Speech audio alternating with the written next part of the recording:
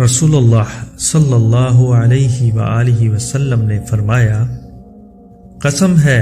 اس ذات کی جس کے ہاتھ میں میری جان ہے،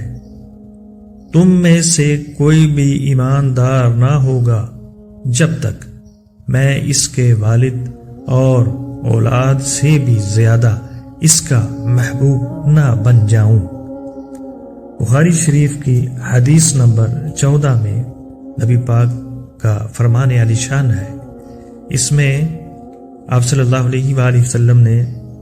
مسلمانوں کے لیے 2 درس دیے ہیں۔ ایک وہ کہ ایک مسلمان اس کا ایمان تو ہے، وہ ایماندار تو ہے، لیکن کامل ایمان کیسے ہوگا، اور دوسرا یہ کہ اپنا ایمان کامل کرنے کے لیے اسے میری محبت لازم ہے، یعنی اپنے امیر کی محبت اپنی تمام محبوب اشیاء سے بالا تر ہونی چاہیے، یعنی نبی کریم صلی اللہ علیہ وآلہ وسلم سے محبت حد درجہ ہونی چاہیے اور ان کی اتباع کی جائے، یعنی ایک طرف تمام دنیا کی باتیں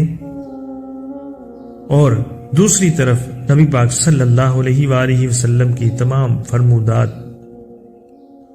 کو ترجیح دینی چاہیے، یعنی رسول پاک کے تمام فرامین کو اپنی تمام خواہشات پر ترجیح دینا اور تمام احکامات کو تسلیم کر کے اپنے عمل میں لانا ہوگا، بغیر کسی قید کے یا مجبوری کے یا لالچ کے، محض نبی پاک صلی اللہ علیہ وآلہ وسلم کی محبت کی غرض سے۔ انسان اپنے رشتہ داروں سے محبت رکھتا ہے، جیسے اپنے والدین، اپنی اولاد، اپنے دوسرے عزیز و اقارب رشتہ دار، مگر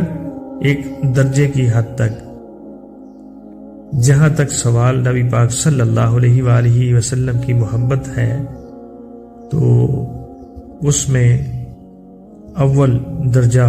ہونا چاہیے۔ محبت کا اظہار تو کیا، لیکن عملی طور پر بھی اس کو دکھانا پڑے گا، جیسے نبی پاک صلی اللہ علیہ وآلہ وسلم نے حکم دیا کہ نماز پڑھو، تو نبی پاک کے حکم کے مطابق، ان کے مطابق جس طرح انہوں نے نماز، روزہ، حج، زکوٰۃ، دوسرے تمام اسلامی احکامات ادا کیے، تو مسلمان کو بھی ان کے مطابق ہی، ان کے حکم کے مطابق ادائیگی کرنی ہوگی، اور جن چیزوں سے، جن کاموں سے آپ صلی اللہ علیہ وآلہ وسلم نے منع فرمایا، ان سے ہمیں باز رہنا پڑے گا۔ اس میں کوئی گنجائش نہ تھی، نہ ہے اور نہ ہوگی۔ اب اس میں دوسری طرف اشارہ کیا گیا ہے اپنے رشتہ داروں، مثلا اپنے والدین اور اولاد سے زیادہ محبوب نبی پاک کا درجہ ہو۔ اولاد کو